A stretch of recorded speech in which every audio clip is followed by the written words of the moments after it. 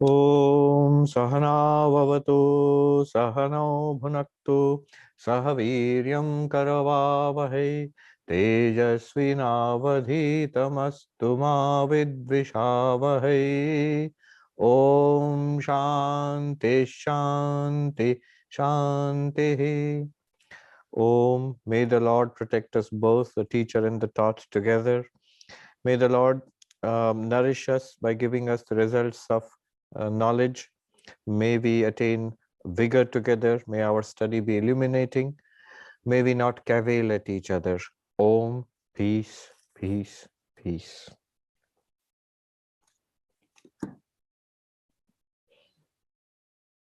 So we are studying the Katha Upanishad. As you know, this Upanishad is divided into two chapters, each of 3 sections. So we are in the third section of the first chapter.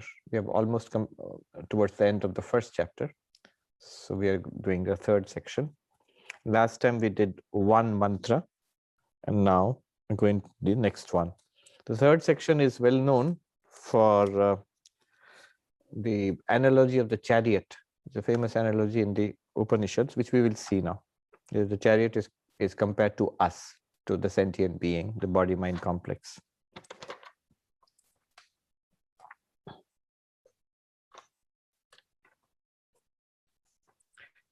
Then, so now the second mantra. Yasetur ijananam aksharam brahma yat param abhayam titirshatam param nachiketam shakemahi. I'm reading Swami Gambhiranji's translation. We have known that Nachiketa fire, which is the bridge for the sacrifices, as also that which is the undecaying supreme Brahman beyond fear for those who want to cross over the world. So in this mantra is basically recapitulating whatever we saw in the earlier section, the second section and the of the Upanishad. We learned two things. One is Karma Kanda, the other one is Jnana Kanda. Basically, it covers the whole of the Vedic religion. And indeed, all of religion is sort of within this, encompassed within this. What does religion consist of? Two things. One is that the ultimate purpose of religion, which is spirituality, which is in every religion, there is this concept of moksha, nirvana, liberation, salvation, the final goal of spirituality.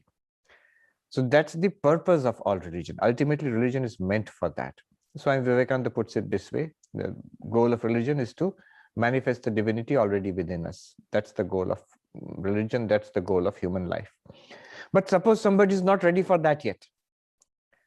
Suppose somebody says, I don't understand all that, it doesn't pull me, doesn't attract me. Tell me this life which I've got, how best can I live this life? So religion also tells us that how to make this life, this worldly life, a better life, how to live it more wisely, how with the teachings of ethics, a moral life, a balanced life, you can pursue your worldly goals, but within the limits of ethics and decency. Do good karma so that you will earn, what do you call it, brownie points, so that you get a better life. And not only this life, all religions talk about a here and a hereafter, that after death we go somewhere. So that also is a good place. We go to a good place that is assured by this kind of conventional religion. So this conventional religion, mainstream religion, you will see all of it, it tells us, in every religion it's there. It's basically the most common form of religion, the mass form of religion, which tells us how to live a wiser life in this world. One might ask, why isn't that enough? Isn't that all that there is? No. Every religion, at the core of it, especially here in Vedanta, Vedanta is the core of Hinduism. It tells us that this life is not enough. Even if you try to live well, even if you live a decent moral life, it will just be a better version of what is already a bad thing. That ultimately death will always be there. You will be caught in the cycle of birth and death. Suffering is inevitable. You may reduce it by having a lot of good karma, but one cannot get out of it. And finally, it is disappointing and it is unsatisfying. At one point, we would like to go beyond this, to attain some deep peace, deep satisfaction, some fulfillment. We want that. Any mature person will want that. And then comes the real religion. That is the core of religion, spirituality. Here it is put in two ways in the Katha Upanishad. We learn two things. One is, Nachiketa, the second boon he asked for, the best kind of religious rituals, because that's what he saw his parents and uncles and aunts, all of them, they were engaged in that kind of ritualistic religion. How do I get to not only a good life here, but hereafter, get to heaven in this world and next world? So that the best form of ritual which was taught to him was ultimately named after him by Yama, and it's called the Nachiketa fire ritual. So that becomes like a bridge.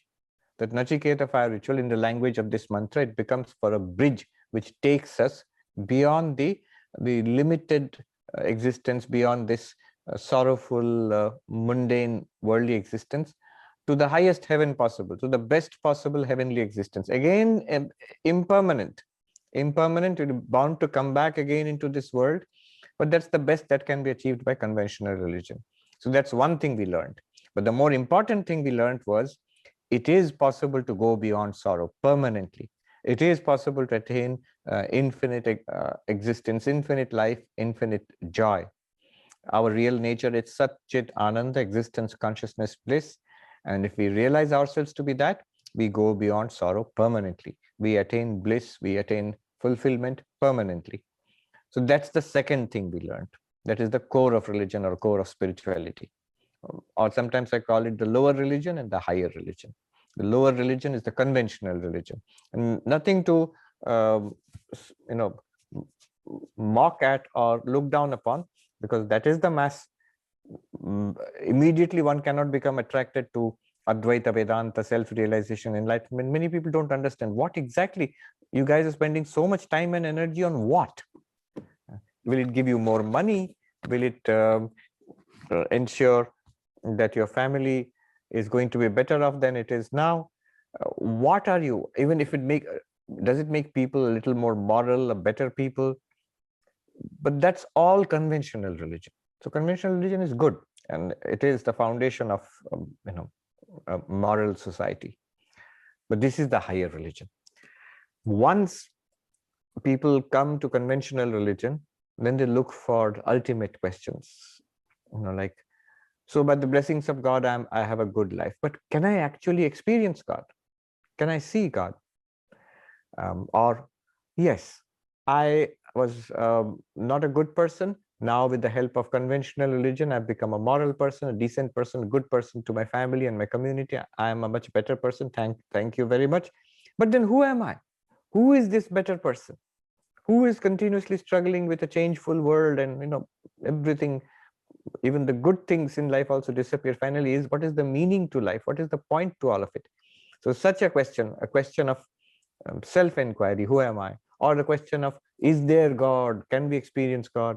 These are the fundamental questions. At one time, even conventional religion is not enough. One needs to face these questions and seek an answer for it.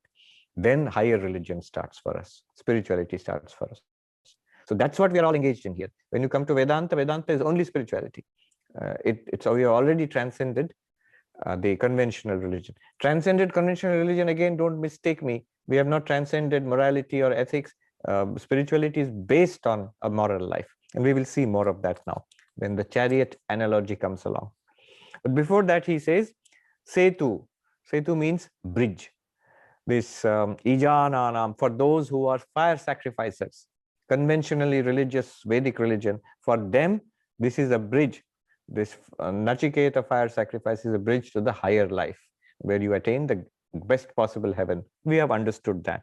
But more importantly, we have understood that there is something even greater than that. The highest, Aksharam Brahma Yat Param.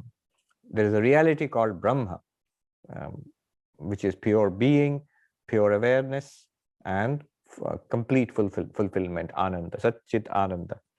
Param transcends our senses, transcends time and space, and transcends causality. Param.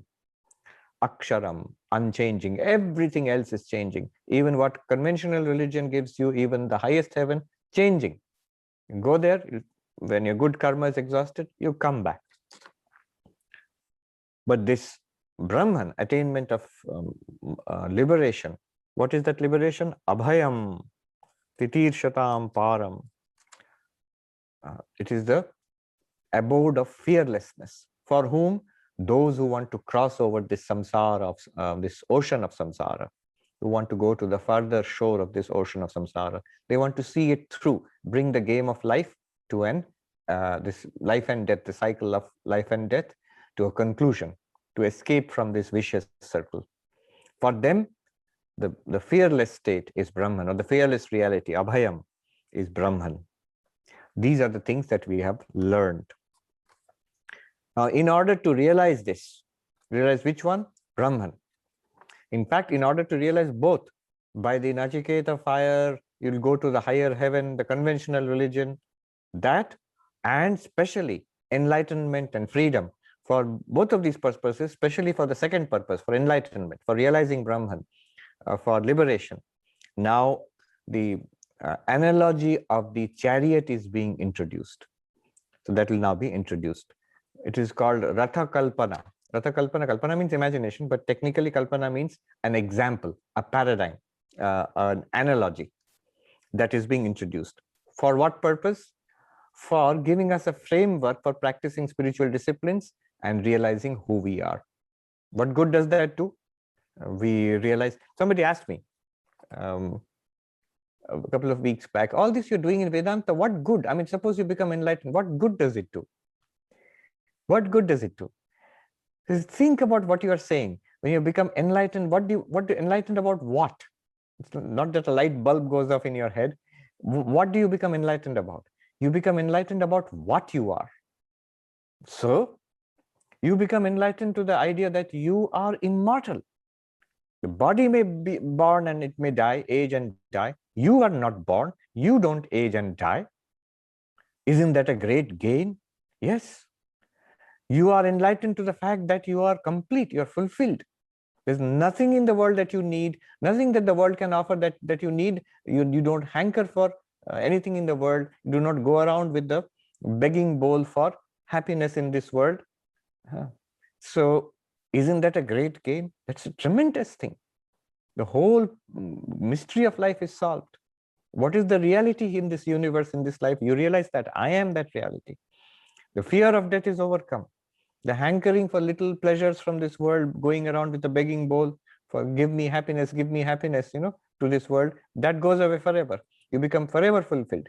And over and above that, as long as you are here in this body and mind, that you're still embodied, you have the means of overcoming suffering, physical suffering, mental or emotional suffering. Even the problems will keep coming, and yet you will somehow be able to, like those expert surf riders, you'll be able to ride above the waves of those problems.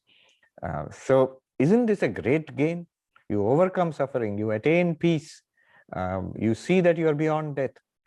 What can be greater than this? So this is the use of all of this pursuit which we are doing. Now, an example will be introduced in the next few verses. The first verse, verse number 3. Atmanam rathinam vidhi, shariram rathamevatu, buddhi tu sarathim vidhi, manah pragrahamevacha. Know the individual self as the master of the chariot, the body as the chariot. Know the intellect as the charioteer, and the mind verily as the bridle. Bridle means the reins. All right, so what's going on here? First, let's understand the chariot example, and then we'll see how to apply it in spiritual practice, how it will help us in enlightenment. So what is the chariot example? And why a chariot?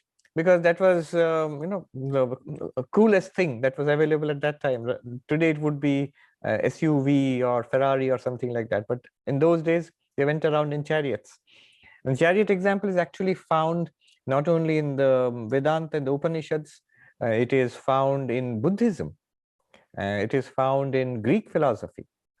So the chariot example was pretty common in those days, although it was used in different ways. All right. So what is the chariot example like? So the chariot itself stands for the body. So this body which we have, that is the chariot. Then a chariot is pulled by horses. So in this body we have sense organs. So these sense organs are compared to the horses which pull the chariot. Then there is a charioteer, like a driver. So in this body we have the intellect, buddhi, who is the charioteer, who is compared to the charioteer. Now, in a car, you control it with the steering wheel, but in chariots, you had the horses were yoked, and you had the reins, the bridle or the reins, by which you would control, pull back the horses or make them run. So the bridle or the reins with which the charioteer controls the horses, that's the mind, that's compared to the mind. And then at the back of the chariot sits the master of the chariot, the owner of the chariot, the passenger. Just like, if you have a chauffeur-driven car, you sit at the back, or nowadays in Uber or something, Lyft or Uber, you sit at the back, you're the passenger. It's for you. The whole thing is going on, running for you. So at the chariot, who is the passenger? It is the Atma, the self. And the self has two aspects. Right now, in identification with body and mind, it is the one who is a samsari, the jivatma, the sentient being, whom we find ourselves to be. It's a very accurate description of ourselves. Here is the chariot is just like here is the body. And the horses which pull the chariot, here are the five senses. And then the mind with which the charioteer controls the chariot, the reins with which the charioteer controls the horses, here is the mind with which the intellect, who's like the charioteer, the driver controls the chariot, the intellect controls the senses and the whole body with the help of the mind. This is how keep the example in mind. It's a framework. It is meant to help us to understand our present situation, what we are. And with the help of this framework, spiritual practices will be taught. Multiple levels of spiritual practices. Who are we? We are consciousness. We are pure consciousness. We are Atman, Brahman. But right now, we don't know that. And we are in association with this whole body, mind, intellect, senses, this system. Now, one might question, why are you separately talking about senses and mind and intellect? If you say body, it includes everything, right? Why are you particularly picking out the senses or the intellect or the mind? Because remember, why has this example been given? The example has a purpose. The purpose to help us in spiritual practice. So those aspects of our body mind which are going to be used for spiritual practice, they have been pointed out separately. So what's being used for spiritual practice? First important thing is the senses. The second important thing is the mind. The third important thing is the intellect. So indriya means senses, manas means mind, buddhi means the intellect. These are the three things which are going to be key for our spiritual practice. Who is this all meant for? The chariot? The chariot is running because there's the master of the chariot, the passenger. Chariot is not running for the sake of the horses. The horses are not pulling the chariot for the sake of the charioteer. The whole Uber thing is happening because you have called it. You don't do anything. You just go and sit there. But the car is running for you. The steering wheel is being used and the driver is driving. Everything is happening because you want to go somewhere. Similarly, here we want to attain enlightenment. That's our goal. And the chariot is going on this journey of enlightenment. Now, what is the road? The road to enlightenment? The road is, the horses run on this road. The horses are the senses, So the road is the sense objects. So 5 senses, 5 horses. They run on the roads. What are the roads? The one sense goes to forms. The eyes see forms. The ears hear sound. And the nose smells. The tongue tastes various tastes. And the skin touches. So the 5 sense organs have their 5 objects. These are the roads on which the horses run. So this is the whole idea. Now the journey we are undertaking is to the realization of Brahman and to the freedom from suffering, freedom from samsara, attainment of fulfillment. That's the goal, the spiritual journey. So we are imagining like a chariot is running along. Of course, the chariot is going from one place to another physically. Our goal is not to go from one place to another physically. Then what is our goal? What is our journey? Our journey is from ignorance to knowledge, from being in ignorance to becoming enlightened. That's our journey. But for this, we will need the body, the senses, the mind, and the intellect. All of these are going to be where we do our spiritual practice. Those are the locations. Those are the instruments also by which we will do our spiritual practice. All right. Now, what sort of practice is going to be taught here? What are the multiple levels of practice? The example of the chariot is again used.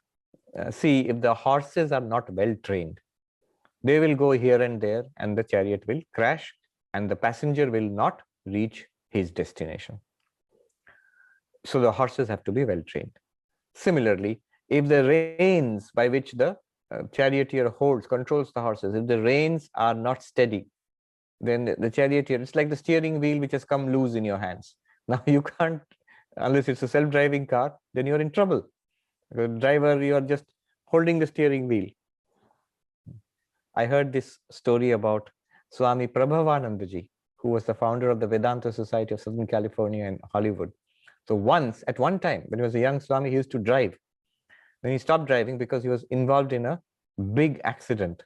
So what happened was, in those days, I think 1940s or 50s, he was driving along in California, in Southern California, and then he lost control of the car.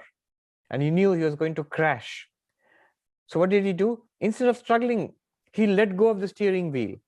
He pulled up his legs in a meditation posture and he dove deep into meditation as the car careened went plunging up the road. And finally, I think it hit a big tree and the car was totaled. Somehow he was completely safe. Nothing happened to him. Anyway, that's a terrible thing. If the steering wheel comes off in your hands, or if you can't control the car anymore. So the reins, like the steering wheel, the reins with which the charioteer controls the horses, that must be steady and well fixed. And then the charioteer, the one who's driving you, the driver must be well informed where you're supposed to go. Suppose the driver doesn't know where to go. The driver is confused. GPS is not working. So then you will never reach the goal. Even if the chariot is good and the horses are well trained and the reins are firm, but the driver doesn't know where he's going, or the driver is drunk or something. So the driver has to be very well informed, has to know what he is doing. So all these three conditions have to be fulfilled. Of course, the chariot also must be in good shape. Like the car, there has to be enough fuel and it has to run well serviced and everything. The senses, that is the horses have to be well trained. The reins have to be firm. The charioteer has to be well informed. Then what will happen? So I'm just quickly summarizing what we will all read. I'm just running through all of that. Then what will happen? Then the passenger will reach his goal. The passenger of the chariot will reach his goal. Now apply it to our life. What will he say now? The senses have to be trained. The mind has to be steady, mindful. And the intellect has to be filled with Vedantic understanding. Then only you, the Jiva, the Jivatman, you will reach your goal. What is your goal? To realize, actually directly realize, Aham Brahmasmi, I am Brahman. Then you will go beyond suffering, attain permanent bliss. So this is the whole plot I've already told you. Now we'll go a little deeper into that before I just read out the verses, the mantras. First level of practice. It goes without saying that health is important. The chariot must be in good shape. It shouldn't fall apart the moment you start, the wheels shouldn't come off or things like that. So similarly, for spiritual life, physical health is important. This is an old Sanskrit saying, Shariram Adya Khalu Dharma Sadhanam. The body is the first and primary means for the practice of dharma. So the health of the body, it must be well, you must eat healthy, exercise, lead a balanced life, don't be sleep deprived, all of that. For you are setting off on the greatest journey, the spiritual journey, the greatest adventure that a human being can take. That is the whole purpose of life. And the body is meant for that. Really, the human body is not meant for making money, enjoying sense pleasures, or all sorts of useless activities which we occupy, which we fill up our lives with. That's not the purpose of the human body. The human body is here to take us on a spiritual journey. So health is important. Swami Pavitrananda ji, who was here in the Vedanta Society of New York, it seems he used to say that do not abuse the horse you cannot dismount from. You cannot get down from the horse, but don't abuse, of course, don't abuse a horse anyway, but especially if you are on a horse and you can't get down from it. It's so easy to say, I'm not the body, not the mind. But as long as you haven't realized it, you don't see it very clearly, till that point, you have to take care of the body. Don't indulge the body, but don't destroy or damage the body also. Sometimes people neglect the body, either out of neglect or out of excessive strain and misuse or abuse of the body, in the sense of too much austerities, for example. So the Buddha realized this. This is a great lesson, the middle path, the Buddha said, between austerity and luxury. Overdoing austerities, Buddha nearly starved himself to death. And he found the body had become weak, the mind had become weak. It was impossible to meditate. Then you know the story, Sujata, she came and gave that rice pudding, and then he recovered his strength and he sat for meditation. That's the final, when he, just before he attained Bodhi, the awakening, and became enlightened, became the Buddha. The Prince Siddhartha became Buddha, the enlightened one. But the big lesson he learned was, one of the lessons he learned was the middle path between the extremes of hardship and luxury. And the beautiful example he gave was the stringed instrument, the veena. He says, if you tighten the string too much, what will happen? It will snap. If you relax the strings too much, what will happen? There will be no music. So tightening the string too much is too much austerity. And relaxing the string too much is luxury, softness. Then if you tighten it too much, what happens is health breaks down. There is exhaustion in the body mind. Then you can't meditate, you can't do Vedantic inquiry, nothing will work. I've seen people go mad. Sometimes young monks, novices, they are over enthusiastic that we become enlightened by this weekend or something like that. That doesn't work. It's a marathon. It's not a sprint. We have been at it for lifetimes. So give it some time, give it a few years. So sometimes they do excessive austerities, working throughout the day, trying to meditate throughout the night. You're not ready for that yet. And then there's a physical or nervous breakdown. I have seen a few cases like that, very sad. They're all sincere young men, but overdoing it. The opposite is also is equally bad, lazy. And that's because getting used to a comfortable, luxurious lifestyle. And then, getting up early in the morning is difficult. Sitting for long hours in meditation is difficult. Vedantic study is boring.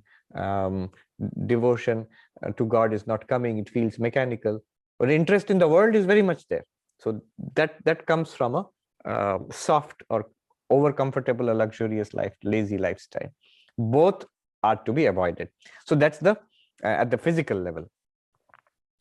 Now, the sensory level. The senses are very powerful. Here, I just want to say, why is it so difficult to change ourselves? We know the story of Krishna going to teach the villain of Mahabharata, Duryodhana, about spiritual knowledge and knowledge of dharma. And the villain villain Duryodhana, the prince, evil prince, he says, don't teach me about dharma, don't teach me about adharma. I know what is dharma and what is adharma. I know what is right and what is wrong. My problem is not that. My problem is I don't want to do what is right, and I can't stop myself from doing what is wrong. Well, why don't you change it then? If you know it's right and wrong, and why don't you change it? He says, I can't change it. There is a great force within me which is pushing me along this path, and I can't do anything. Janami dharmam nachame pravritti, janami adharmam nachame nivritti, kenapi devena hridhi sthitena yatha niyojito asmi tatha karomi. Now, he is honest. He gives us this fundamental human problem, Now the question is, what is this force which is not, which doesn't enable us to change or makes change in our lives so difficult? It is the power of this sensory system. Recently, Jonathan Haidt, who is a psychologist who works right here in New York, I think he's in CUNY, City University, I think, or SUNY maybe. One of his early works, he tackled this problem. Why change is so difficult? So many wonderful books are available, seminars, and in America especially, it's very popular. Self-help is a huge, huge industry. If you go to Barnes and Noble, entire shelves will be filled with these self-help books. All sorts of things: how to meditate better, how to make friends, how to communicate better, how to lose weight, what not, how to become the super salesman, how to be exceptionally creative. All sorts of things are promised, and they are not all wrong. Most of these books do contain quite a bit of wisdom, and now it's an academic discipline.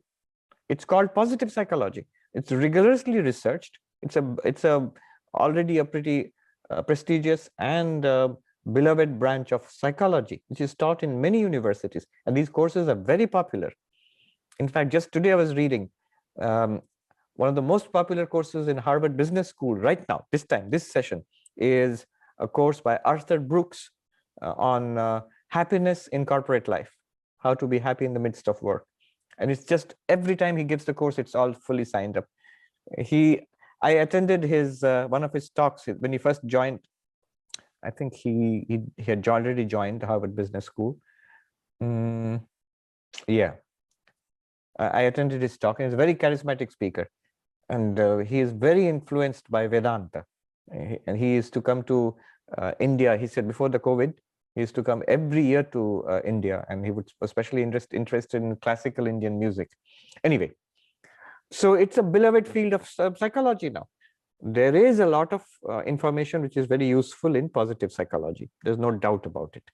But why doesn't it work? Jonathan Haidt took up this question. Why doesn't it work? If it delivered as promised, our lives would have been revolutionized. But not that it doesn't help, but doesn't help much. So he says, imagine a man riding an elephant. So the Mahout is riding the elephant, and the Mahout knows where he wants to go, and he directs the elephant to take him there. But, and here is the big thing, it will work only if the elephant listens to the Mahout. But the elephant wants to go left and the Mahout wants to go right. Then the Mahout can't force the elephant to go right, because the elephant is much stronger than the Mahout, physically much stronger. So you can't stop the elephant. Now, that is exactly the problem with us.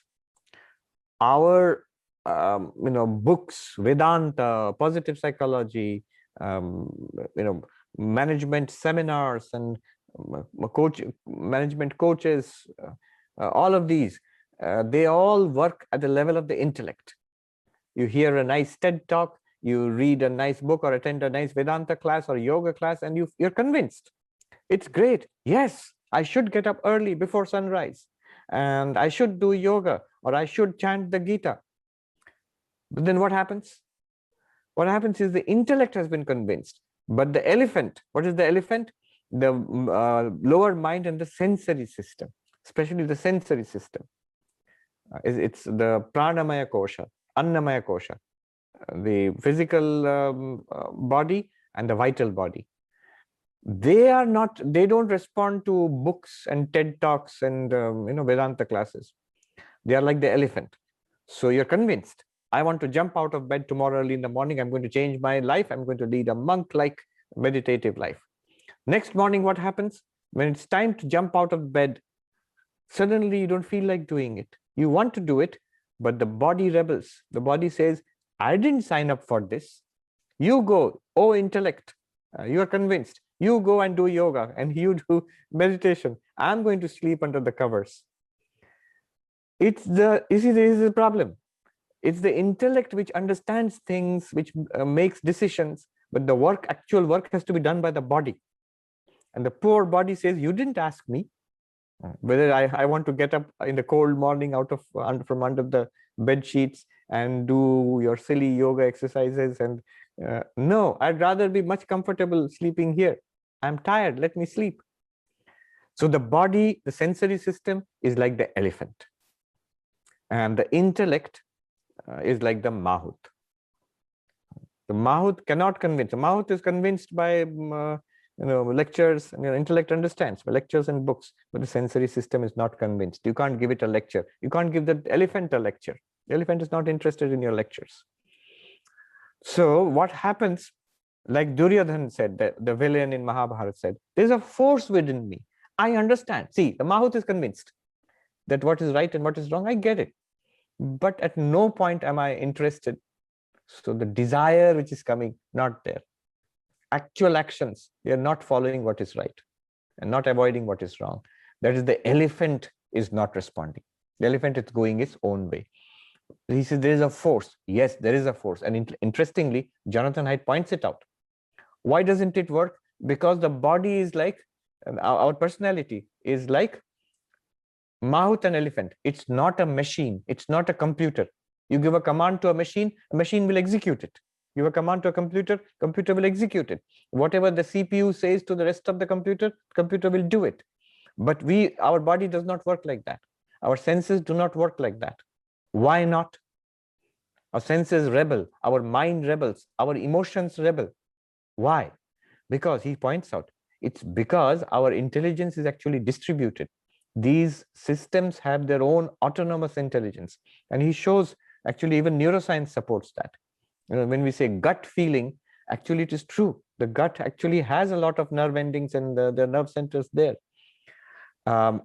So our sense organs, whether it's the tongue or the skin, there are vast amounts of neurons which are, the connectivity is there.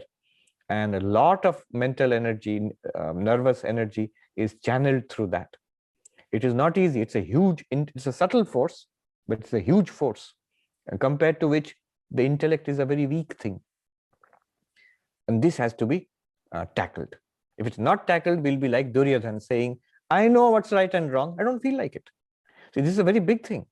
I may decide, this is the way I'm going to lead my life. This is when I will get up. This is how much I will meditate. This is how much I will repeat the name of the Lord, the mantra japa. What happens? No enthusiasm is there. The feeling does not come. The excitement does not come. Why? Because the intellect is not in charge of your emotions. Emotions are connected to the lower mind, and they're controlled by our vasanas and our tendencies. So what can be done? Think again, what does the elephant respond to? Elephant does not respond to lectures, books, classes, persuasion. No. The elephant responds to training. What does the mahout do with the elephant? Training. And training basically means repetition. The core of training is repetition, not arguments, not logic, repetition. Our character is formed by a cluster of habits, and habits are formed by repetition. The senses can be trained. We can clearly see some people are so disciplined, some are not so disciplined. That means the senses can be trained. It can be pretty easy to wake up at 4 a.m. in the morning. It can be. It can be intolerable to sleep beyond 4 a.m. I've seen so many our monastic brothers who lived in they've trained themselves in the ashrams. I've seen a monk. Once I was in the hospital, and I was a novice. I was sick. I was very sick. I was on the IV, and I thought, so I'm very sick. I can be excused for not getting up early in the morning and meditating tomorrow on the bed. So I lay down, and early in the morning, I saw There was this old monk, more than 80 years old. He just had an operation. Next morning, it was dark in the hospital ward. I saw him sit up on his bed and face the wall, ramrod straight, for more than 2 hours straight and deep meditation. That was a lesson to me. How does he manage it?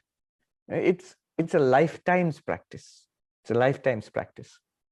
It's not a decision. Even I want to do that, but he wants to do it and he can do it. I want to do it and immediately make excuses. I'm too sick to do it now, so I won't do it now. So that comes from practice. What is so difficult without practice is pretty easy with practice. It becomes natural, becomes like second thought with practice. With practice, habits, clusters of habits are formed, or habits can be changed with repetition. And now there is a huge amount of work in positive psychology to show how habits work and how habits can be changed. Power of Habit, Charles Duhigg. There's a huge, big bestseller which shows you how habits work and how they can be short-circuited and changed, and to your advantage. So the senses have to be trained. Which road they should run on, what the eyes should see, what they should not see, what the ears should hear, what they should not hear. To cultivate the tastes, they all have their autonomous intelligence. You can cultivate. Then what happens is, what is good for us, that the senses will want. Instead of looking at the latest in gossip and news, it will want to read Vedanta books. So the senses can be trained up that way. The wanting will come then from within. It will become a habit then. And character is nothing but a cluster of habits. All these habits taken together, good habits taken together, go to form our character. All right. One point here, couple of points. First of all, this is what was meant by Shreya and Preya. In the earlier section, there's a big deal about what is good for us and what is pleasant. So what is pleasant for us? An untrained elephant goes that way, where the bananas are. So the elephant will go and try to snatch the bananas. The trained elephant will not do that. Similarly, if the pleasant and the good they present themselves all the time, moment to moment, it is the trained senses which will automatically pick up what is good and avoid the pleasant. The untrained senses will automatically run to what is pleasant. The eyes will want to see what they like to see. The ears will want to hear what they want to hear. And want to hear means, what do they want to hear? We want to hear our praise, for example. We also want to hear our criticism. We are very worried about what people are saying about us. Maybe more than praise. We are very happy with the moment we are happy with praise, we'll be very troubled by criticism.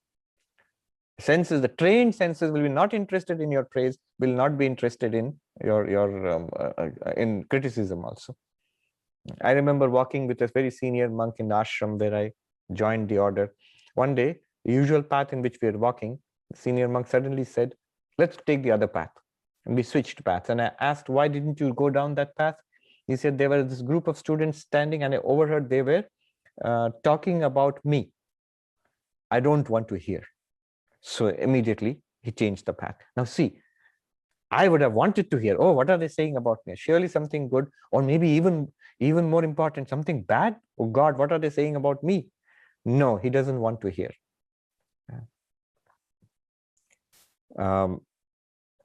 Once I remember, all right, let it be. It's okay. Without telling the names, I can tell. When I was a novice, I learned a very big lesson in my monastic life. In the first few weeks or months, I heard a monk criticizing the head of our ashram. I was so troubled by it because I felt the head of our ashram, the senior monk, was such a saintly person. So I told another senior monk, and that monk was furious. Oh, is this what he's going around saying? We must immediately go and tell the head monk about this. So he took me there. I wasn't willing to go and tell the head monk about these things. But anyway, I couldn't help it now. It was the cat was out of the bag. So he said to me, tell him what you heard. And I said, Swami, that Swami was saying about you. I had gone up to that, and immediately the head monk stopped me right there. Said, I don't want to hear another word. If he's criticizing, then it is your fault. Why did you listen? I was so stunned. And then he said, is this why you have come to become a monk? Never do that again. Never, like repeat criticisms of somebody to another person. Don't hear it and don't repeat it. Certainly not. Don't repeat it back to anybody else. Never. And luckily, the other senior monk came to my defense. He said, oh, the boy didn't want to say anything. I actually asked him to come and say. And then he motioned me, get out of here, quick, quick. Like, you don't never know. On this fault, you can be thrown out of the monastery also. And I was a newcomer. But it was a great lesson to me. And so I learned never to do that again in my life.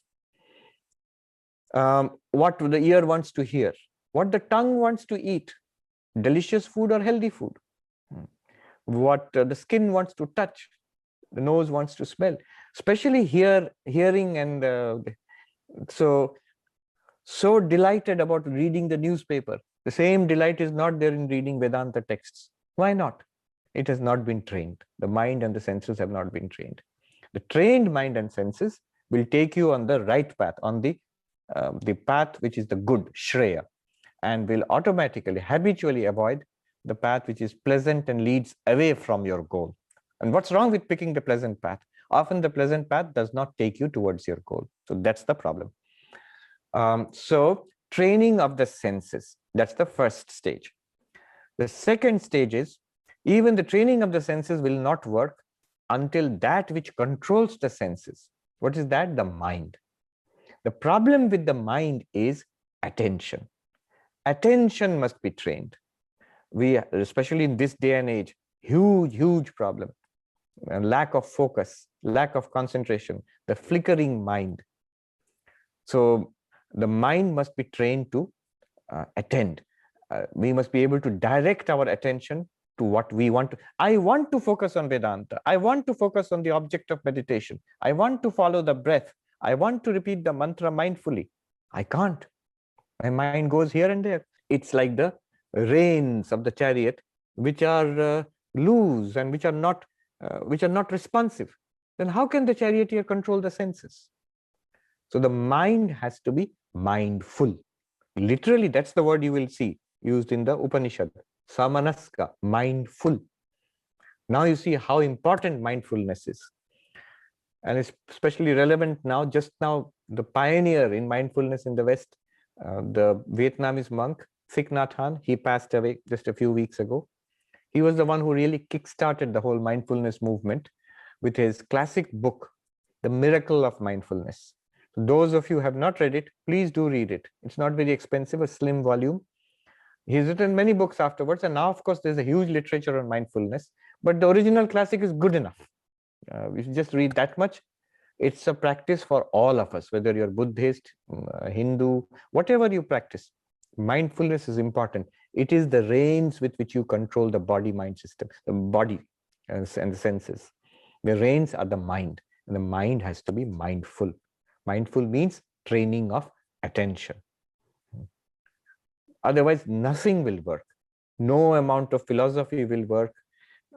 It's the mindful, and the mind which is mindful, then only it can translate all your goals, all your projects into actual life. So mindfulness, mindful mind. Then, more inward, more important, the charioteer, the driver, has to be well informed about where you are going. The intellect has to be very clear. What is my goal in life? My goal is moksha, liberation, going beyond sorrow. What Buddha wanted, what Vivekananda wanted, I want that too. I must be very clear. I may not tell anybody else, but that's my goal. Enlightenment, nothing short of that. That is the human goal. So the mind has to be the intellect has to be very clear about this. Buddhi, the intellect has to be very clear. This is my goal. This is what is to be done. The senses are to be trained. The mind has to be mindful. And I must be steady on the path of Vedanta to realize I am Brahman. What am I? Why am I like this? How am I Brahman? All this must be understood by the intellect. That is, intellect must be filled with Vedantic understanding. Then only the intellect filled with Vedantic understanding, the mind which is mindful, and the senses which are well trained The senses become like trained horses. The mindful mind is like the reins firmly in the hand of a informed charioteer, which is equal to the Vedantic intellect. Then the master of the chariot, the passenger of the chariot, will reach his goal, the goal from which there is no return, that is moksha, liberation, salvation, the realization of the unlimited Brahman. In the language of the Upanishad, the state of Vishnu, the transcendent state of Vishnu. That is the spiritual journey. Now, I will read the verses, the mantras, and we'll see. We have done mantra number 3. Then mantra number 4. So mantra number 3 told us that the body is the chariot, and you are the passenger in the chariot. The intellect is the driver, and the mind is the reins. And then the next verse, mantra number 4. Indriyani hayan ahu Vishayangsteshu gocharan Atmindriya mano yuktam bhoktityahur manishina. They call the organs the horses. The organs, having been imagined as horses, they know the objects as the roads. The objects of the organs are the roads. The discriminating people call that self the enjoyer when it is associated with body, organs, and mind. Enjoyer means the jivatma, us, the sentient being. In Sanskrit, bhokta. You, the pure consciousness, in association with intellect, what do you become? You become the knower. In association with the mind, you become the thinker. In association with the senses, you become the seer and the hearer and the touch. So like that, all the functions, you are the one who is experiencing it all. It's called bhokta. You experience pleasure and pain, you, the consciousness, in association with intellect, mind, and senses. Then the spiritual journey. Importance of training the senses, mind, and intellect. Training the senses, focusing the mind, and informing the intellect, or educating the intellect. Number 5. Yastva vijnanavan bhavati ayuktena manasa sada tasyendriyanyavashyani dushtashva ivasarathe. But the organs of that intellect, which being ever associated with an uncontrolled mind, becomes devoid of discrimination, are unruly, like the vicious horses of the charioteer. So disastrous. The intellect loses its discrimination. It may have read Vedanta, but now nothing comes to mind and gets swept away. Swept away, why? The mind is not focused, and the sense organs are running wild, like wicked horses, like the vicious horses which are untrained. What the senses want, the mind is pulling you along in that direction. The reins, like the horses are running, are being pulled along in that direction. And the intellect, which is supposed to tell us, no, this is not going to take us to our goal. The intellect also says, it's all right. I can do it this time. Next time we will take a different path. So intellect also gives in. So there's a Sanskrit saying about this. Kinkarasya kinkarehi kinkari kritaha ahaha. Alas, by the servant of my servants, I have been made a servant. I, the sentient being, the jivatma, sitting in this chariot, body-mind chariot. So the intellect is my servant. The mind is the servant of the intellect, and the senses are the servant of the mind. But I have now become the servant of the senses. Eyes want to see that, and everything else runs after that. Mind and consciousness and intellect all run in service of the eyes to provide what the eyes want. The tongue wants to taste that, and we run after that. And this is how life is going on, from one thing to another thing. The senses are running after their objects. The mind is unfocused, flickering from one thing to another. The intellect is busy not with Vedanta, with endless projects, one thing after another, endless useless projects, which it thinks it will make us happy. No, one thing to another, we are going from one thing to another, time is passing, age is coming on, death is ever coming closer, and we are no closer to the goal of enlightenment. Then number 6, yastu vijnanavan bhavati yuktena manasa sada tasyendriyani vashyani sadashva iva sarathe. In contrast, what is the situation for a spiritual seeker, a good Vedanta student? But of that intellect which, being ever associated with restrained mind, is endowed with discrimination, the organs are controllable like the good horses of the charioteer. The organs are controlled because they are well trained, the mind is focused, and the intellect is filled with Vedantic discrimination or discernment. What is Vedantic discernment? Remember, Viveka, the eternal and the non-eternal. There is a goal of human life, which is enlightenment, God, Brahman, whatever you call it. There is a high, glorious purpose to human life. That's what I am chasing. And the mind should fall in line with that. The senses should fall in line with that, so that moment to moment we can take the right decision. Then, number 7.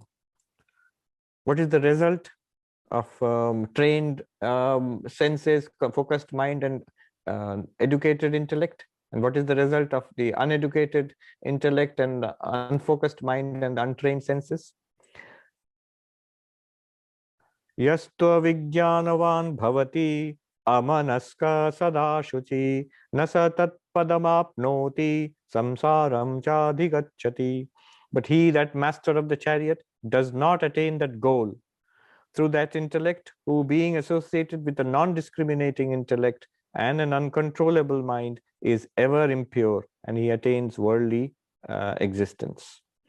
So the senses are ever running to impure ends, just for sense enjoyment.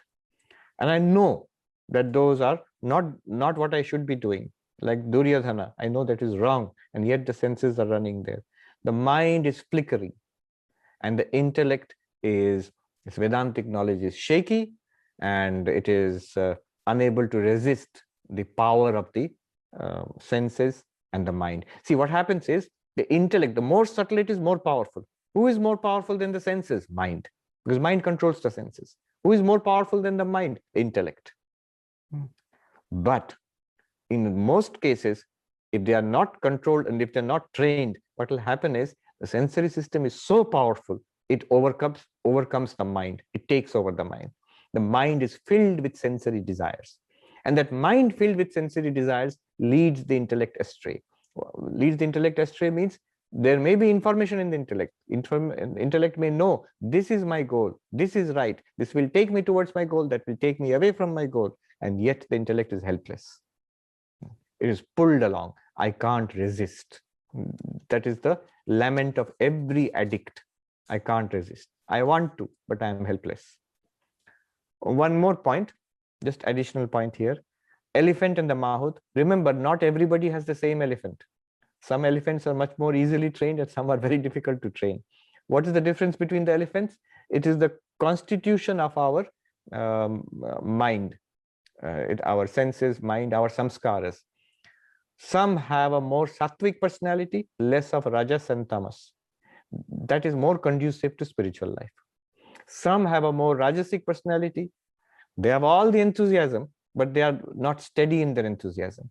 They take up one thing after another and jump on from one goal to another goal.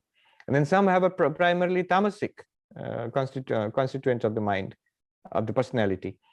And there, neither enthusiasm is there, nor discipline is there. But the sattvic person, Krishna says in the Gita, dhrityutsaha samanvita, is endowed with determination, grit, and enthusiasm.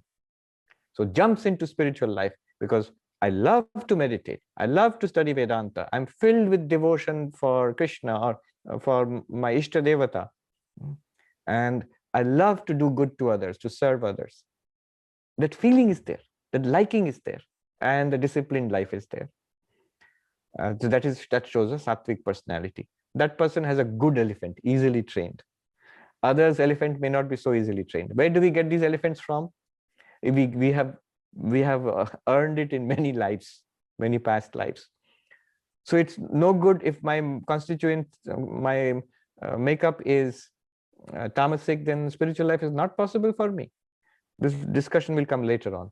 No, it is possible for everybody, but one must be a little honest and look into our own the constitution of my mind and sensory system, my samskaras, and be honest and admit to myself where I am. Then the discussion is there later on in the Gita, where the 3 gunas are talked about.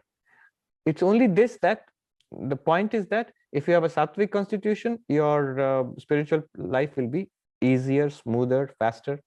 If you have a rajasic or tamasic constitution, then the struggle will be that much more. It will take more time and more struggle. That's all. Spiritual life is possible for everybody, and one should embark on that journey the moment you're inspired to do so. Doesn't matter what kind of elephant you have been issued.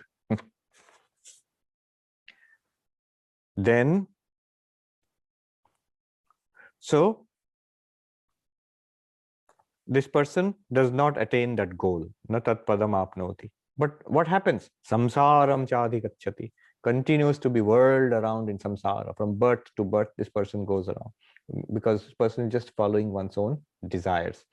If that person is decent, moral, that person will lead a religious, moral life and have a better kind of samsara. If the person is completely uncontrolled, then the person will have a terrible kind of samsara, hellish kind of one life to another. Then next, 8. Yastu vijnanavan bhavati samanaska sadashuchi satu tatpadamapnoti yasmad bhuyo na jayate. That master of the chariot, however, who is associated with a discriminating intellect and being endowed with a controlled mind, is ever pure, attains that goal from which he is not born again. This is the result for the person who has trained the senses, who has focused the mind and filled the intellect with Vedantic understanding. That person will become enlightened and realize the goal. Then number 9.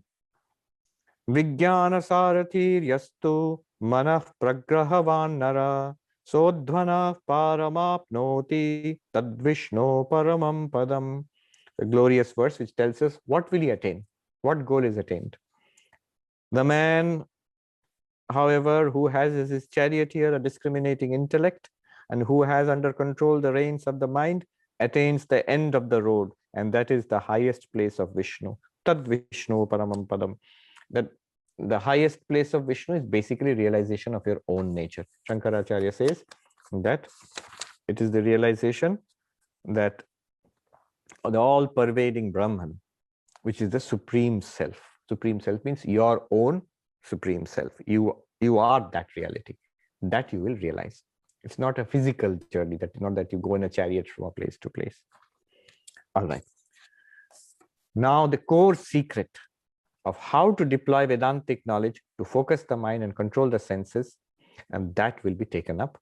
Next few mantras are very vital. The secret of the chariot will be revealed to us. That we will take up next time. Now, let me quickly look at the questions. Can you recommend a text with the Sanskrit commentary of Shankaracharya? Yes, the 8 Upanishads has the English translation of the Sanskrit commentary. And if you want the original Sanskrit commentary, I always use the Gita Press version. And there are 9 Upanishads here, which including the Katha Upanishad. So you have, it's like this. So mantra is there, and then the Hindi translation, and then there is the original Sanskrit text of the commentary by Shankaracharya, and the Hindi translation of the commentary. So if Hindi is not difficult for you, you can always read the English translation. And in all the regional languages in India, these are now translated. There are very good Bengali translations of Shankara's commentary, I know that. Rick says, please explain the mechanics of how a Nachiketa fire sacrifice or any such thing would earn heaven for a person. Does it somehow neutralize their karma? How? Does it help the devas so that they reward you with heaven? How? Well, it doesn't really concern us. It is Vedic ritualism, the karma kanda of the Vedas. These are prescribed. They work by generating very good karma, very good merit. The offerings are, the devas are nourished by these offerings, they say, and you earn great merit, and by that merit, you go to heaven. So that's the basic idea of Vedic sacrifices. There are certain rituals. And what is the authority? Why do you think it would work? The Vedas are the authority. Isn't that faith? Yes, that's faith, definitely.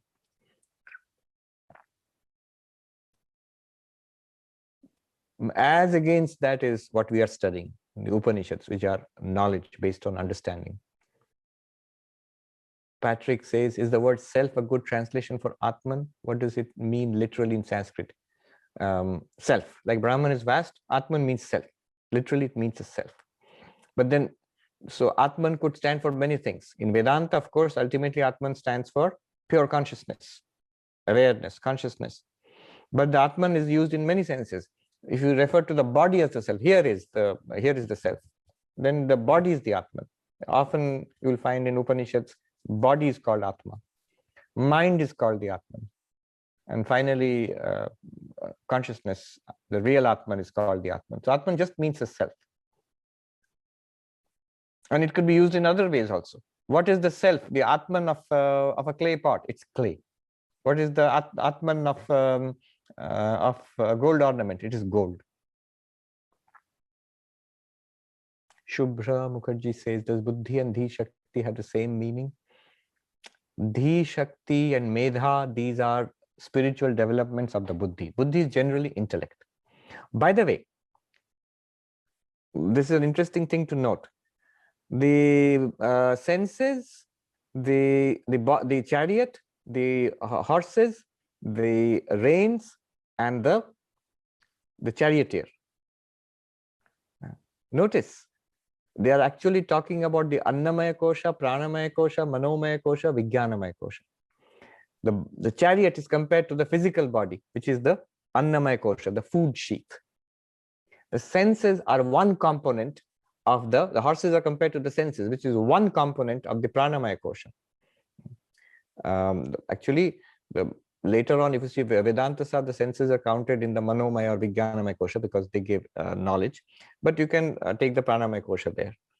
So, and then beyond that is the mind, the Manomaya Kosha, that is compared to the reins. And then the intellect, the driver, is compared to the Buddhi, the intellect, that is Vijnanamaya Kosha. So now you know what kind of teaching will be given.